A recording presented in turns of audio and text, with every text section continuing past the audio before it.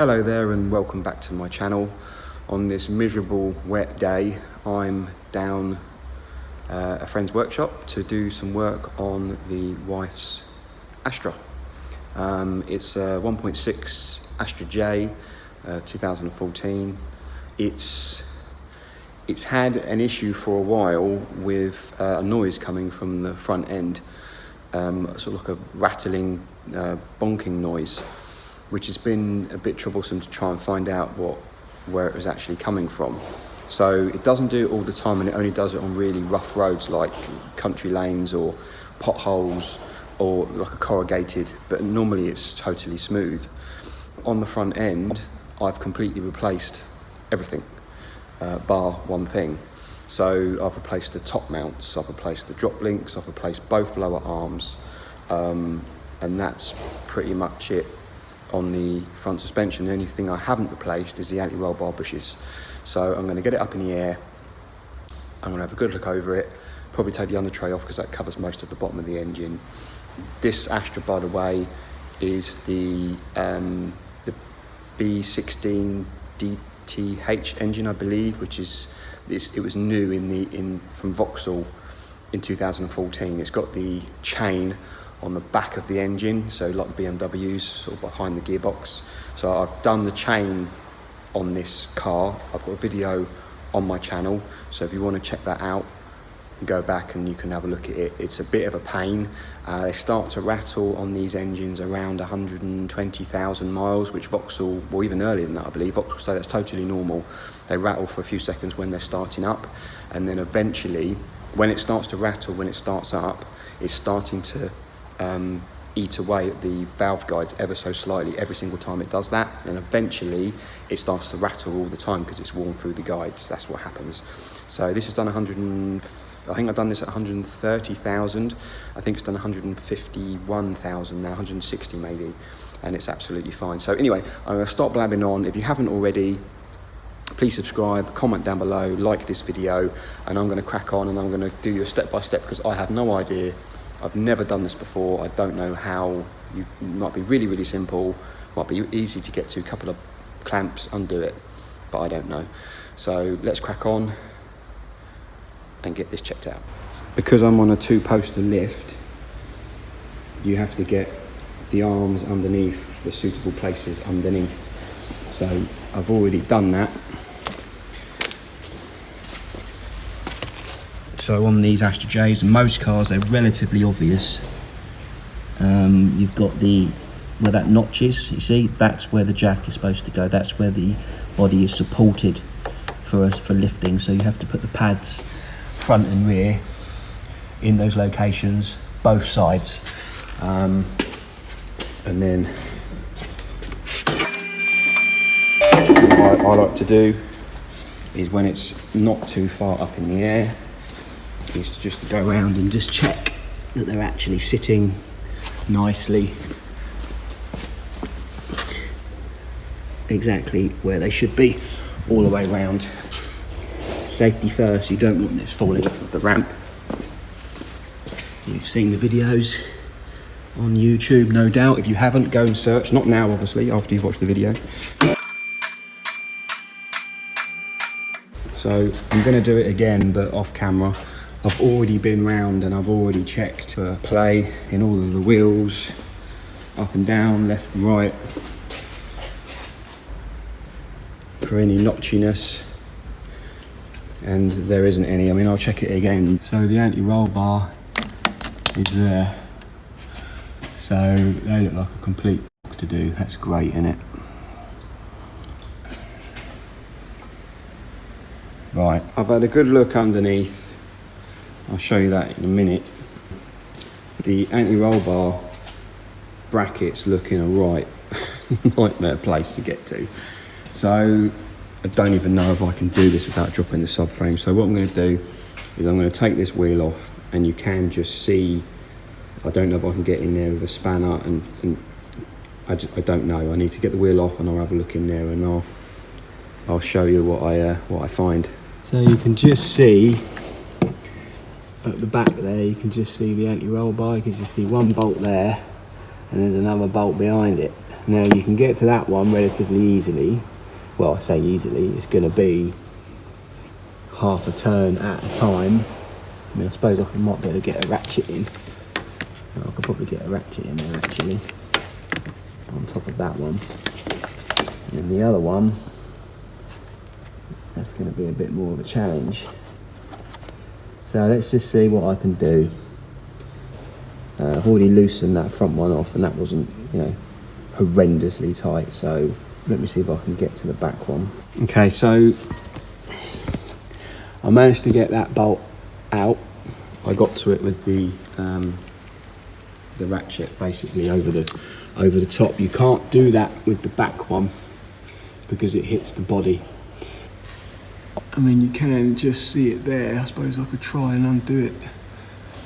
I mean, if they'd done this system where this just hooked in, a lot of cars, some cars, the anti-roll bar bracket, it has a hook that hooks into the subframe, and then it locates, and then there's just one bolt. That would have been so much easier. So let's see if I can hold the camera, have the light in the right place.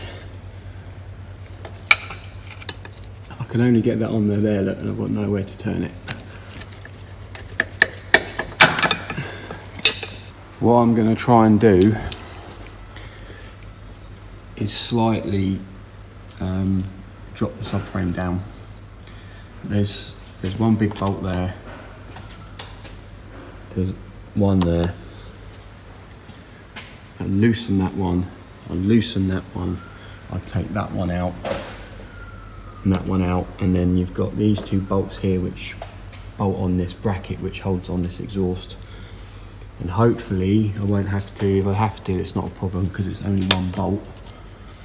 Take that bolt out of the engine mount, and then literally it might just allow me just to get a couple of inches there, just so I can get something in there a little bit more easily. That's what I'm going to try and do. So this piece comes off completely with the bolts that go through here. So it goes through here and then it bolts up into the chassis. It goes across here, holds the exhaust, and it goes in there. And luckily, it wasn't that long. I took it apart and everything's got copper grease on the threads, so it came out quite easily. I've slackened off this bolt here, and it's allowed this now to come down.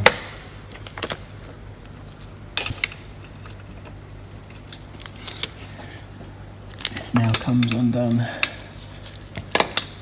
so I could probably get a ratchet spanner on that.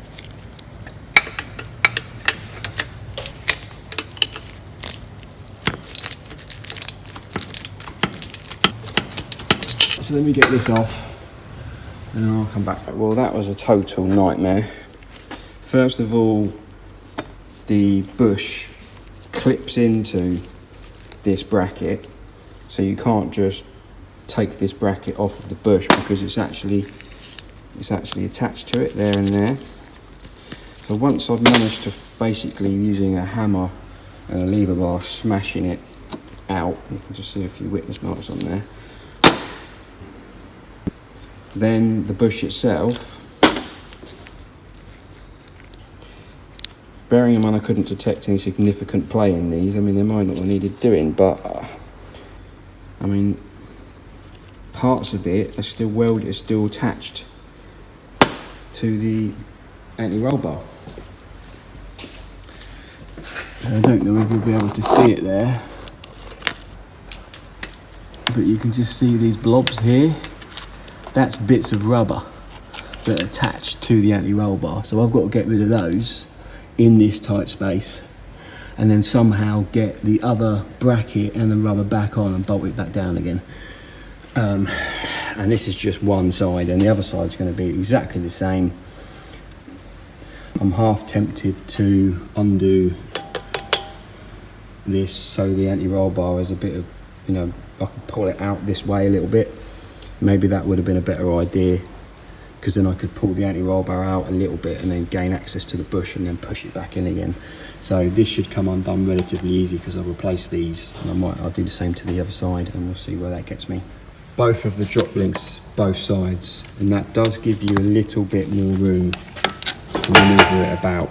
So what I did on this side, with everything disconnected, I believe you don't have to take that last bolt out because they're hooked. The brackets are hooked. So you can maneuver the bar and the bracket will come out. So it's allowed me to pull that a little bit further this way. It's still getting stuck on everything, but I'm going to try and get this one off this side, which will then allow me to pull it through a little bit further the other way, because at the moment this bracket is hitting on everything in here and won't allow me to pull this bar as far through as I can. Clean up the anti-roll bar, put the new brackets on and push it back in. This side was even worse because now this anti-roll bar isn't attached to anything. So I've put a ratchet strap on it just to hold it in place while I was hitting it. Now I've got the bracket off, I've now got to try and get the bush off, which is welded to the anti-roll bar. So there is a gap. Can't really see it very well there. There you go, see that gap at the top? So you need to get an lever bar in there and then just try and prise it, because they've got metal in them. Didn't realise that until I was trying to cut it, because I was trying to cut it with the sword, just trying to break it. And yeah, it's got metal in it. So you can't just easily cut the bush about, weaken it. So yeah. I thought this was going to be an easy peasy job, but no. Vauxhalls nowadays are becoming like bloody BMWs. That one came off in 2 pieces. I mean, I don't understand how, unless they glue them on or something. I don't understand why. I've never come across an anti-roll bar bush that's been welded. And now I just need to get a blade or something and just try and get down there and just clean all that up. Alright, so I cleaned all the anti-roll bar up, put a bit of WD-40 around the actual anti-roll bar itself and around the outside of the bush. And these are kind of, they're slotted, because they've got metal inside them, you can fold them open. And then I put WD-40 all over the inside of the bracket. Now what I did, because they don't just, because you have to, the bracket has to clip onto, so you have to put this onto the anti-roll bar, and then you have to clip the bracket over the top, and it has to locate in these little notches, which locate into these notches here. So it's not as easy as it sounds, let me just say that. So what I did is I turned the bracket round so it was facing the wrong way, and I got a lever bar in there, and then I just levered the bracket up against the body and it popped in. So I'm guessing all I need to do now is slide that one along to where it's actually got to be, because it's got to be a little bit further along, and obviously rotate, and then I can slide it to where it needs to be, and then do the same on this side. I'm finally on the home straight. I've got the brackets, I've got the bushes on, the brackets on. I've put the 2 bolts in at the back first, wound them in a few turns, and then the whole anti-roll bar, I just hooked it underneath. And then with a lever bar in there, I then managed to get these done up now. So I'm going to do these up both sides, and then I'm going to then get the adjustable spanner and then do that back bolt, and obviously check everything's tight manually. Do the same on this side. It's a bit convoluted, the route you have to get in. This side you have to use an extension bar, the other side you don't.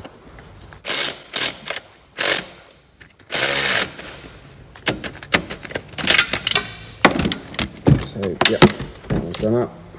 So that is both of the bolts done up, both sides.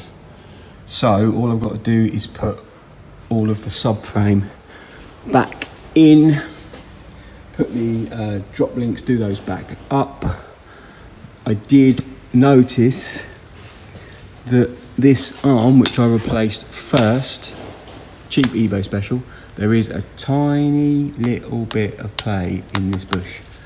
I mean tiny, I don't think it's that, it could be that. The noise started when I replaced this arm because the bush had collapsed. There was no knocking noise, there was no noises at all. This bush had collapsed in here and it was off to one side and it was causing the car to steer on its own and the alignment was all over the place. So that's why I changed that arm. I can't remember why we changed that arm. I think the ball joint was knocking. Yeah, I think the ball joint was knocking on that one. So I changed that one and then we changed this one because the bush had gone. So it could be the arm. I don't know, we'll find out. If it still continues to knock, then I'll get another arm. I mean, let me just, if I compare, you can see there, it is moving. It's not, I wouldn't call that play. I mean, I'll try and keep the camera still. Can you see that? Now, if I compare that to the other side, that does not move at all. No movement whatsoever.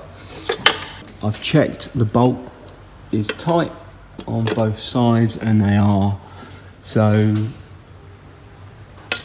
if it's not the anti-roll bar bushes, it could possibly be that. So anyway, let's get it all back together, do the subframe up and then we'll be done. Right, so that's the under tray back on. I've checked all of the bolts and they all, you know, they're all tight. Checked all the engine mounts and everything else like that, put the tray back on. So literally gonna lower it down, put the anti-roll bar, drop link bushes, put the bolts in, put the wheels on and then we're done. That's it, so torqued all the wheel nuts up. 120 Newton meters, I normally do them. Last thing for me to do is take it for a road test, see whether that's made any difference.